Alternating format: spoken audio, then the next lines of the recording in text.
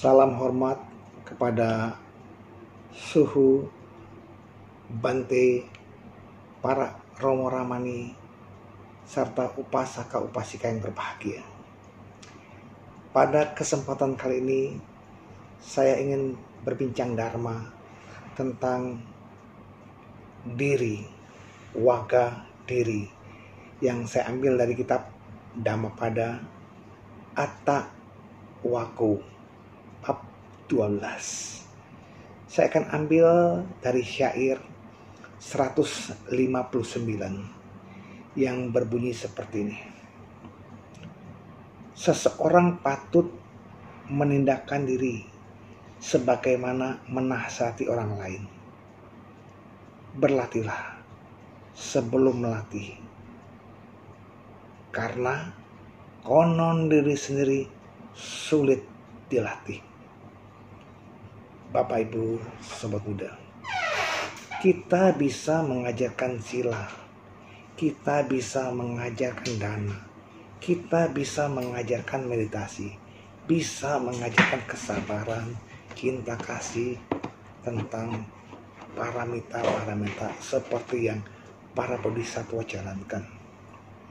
Namun demikian, apakah kita sudah mampu melaksanakan apa yang kita ajarkan tadi? Bukan teori, tetapi prakteknya. Kita sebagai pandita, sebagai upasaka, sebagai umat, mendengarkan apa yang guru kita ajarkan. Kita mendengarkan dari mereka, kita dapatkan. Namun, bagaimana kalau kita mengajarkan kembali juga kepada orang-orang lain? Tentu perlu pendalaman yang lebih daripada sekedar teori. Oleh karena itu, sangat mudah mengajarkan Pancasila Buddhis. Aku bertekad melatih diri untuk menghindari membunuh, mencuri, berbuat asusila, menghindari ucapan tidak benar, dan menghindari minuman keras. Gampang, mudah mengajarkan. Bagaimana kita melaksanakan?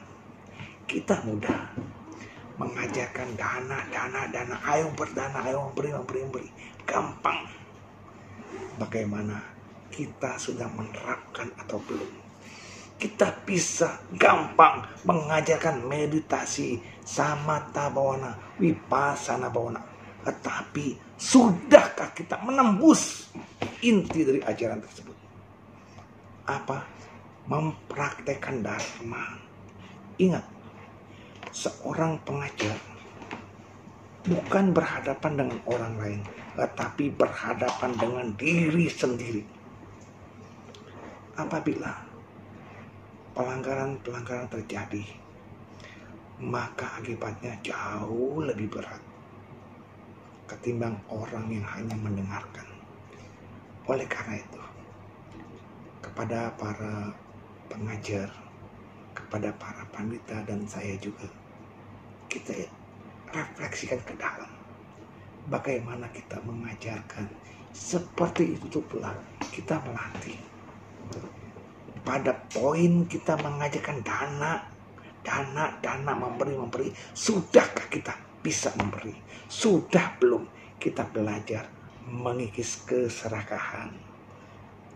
Jangan sampai seorang pengajar malah serakah, bertentangan dengan yang diajarkan. Ketika dia mengajarkan meditasi, kewaspadaan, tetapi dia ceroboh, tidak waspada, bahaya. Jangan berharap mencapai tingkat kesucian. Jangan pernah berhayal tentang kesucian, karena menenangkan batinnya saja sulit. Hati-hati ya.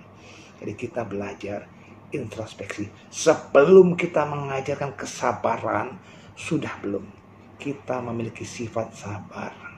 Sebelum kita mengajarkan cinta kasih, sudahkah kita menerapkan cinta kasih kepada diri sendiri dan makhluk lain? Bapak Ibu Sobat Muda, dalam syair 160 Sang Buddha katakan, diri sendirilah pelindung diri. Sosok lain siapakah dapat menjadi pelindung? Dengan ini seseorang yang berdiri terlatih baik akan mendapat perlindungan nan sulit diperoleh. Karenanya mulailah dari diri kita sendiri. Ketika kita mulai berani mengajarkan, kita harus berani menerapkan, melatih terlebih dahulu. Karena apa? Karena yang jadi pelindung adalah diri sendiri. Laksanakan. Pada saat membaca parita, bagaimana? Tenang, sikap yang sangat sujud, lalu bacakan dengan hati yang dalam. Kemudian praktekkan isi dari suta-suta atau parita yang kita panjatkan. Bukan sekedar dihafal. Ya. Kenapa? Buddha hanya penunjuk jalan, kita yang melaksanakan. Ya.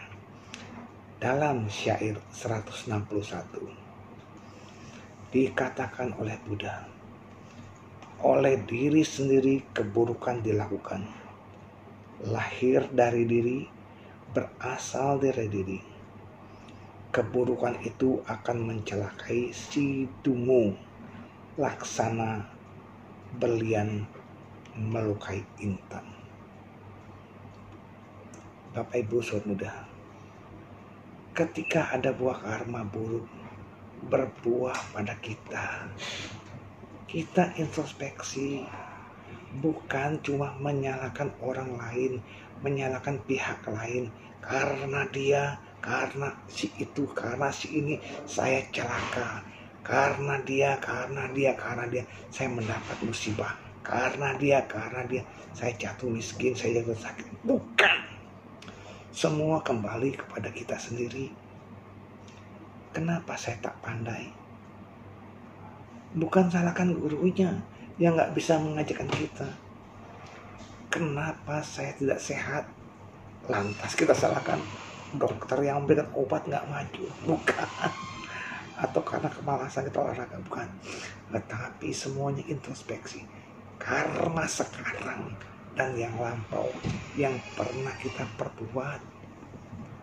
Oleh karena itu, pada saat mendapatkan hal yang tidak menyenangkan, kita introspeksi.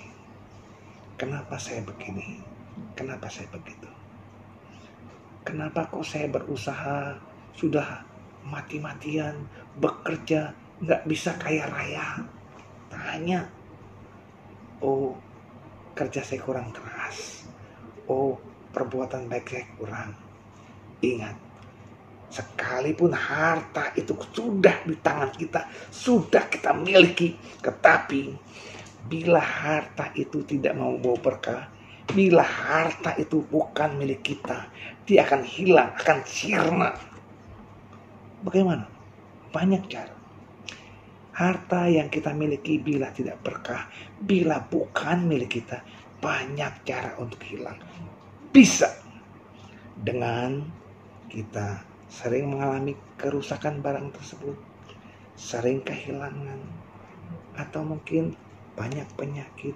Oleh karenanya, pada saat kita memperoleh sesuatu, ingat, kebaikan apa yang sudah kita tanam dalam kehidupan lampau, sekarang kita petik, tanam kembali.